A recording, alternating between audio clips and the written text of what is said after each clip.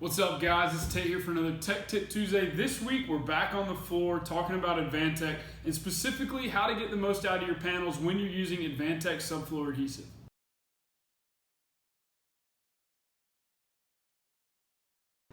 So what composite action means with subfloor adhesive is that it's bonding your subfloor panel and your floor joist into one system, as opposed to just fastening that floor down to the joist, allowing them to act independently.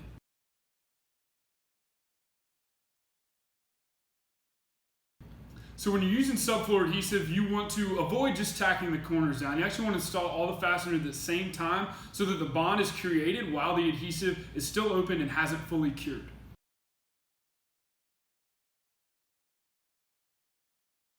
So in order to achieve that composite action, we consider glued and screwed the best method. So when you're using AdvanTech, our subfloor adhesive, a deformed fastener over an engineered I-joist, you actually get a 10-year squeak-free guarantee for the panel to joist connection.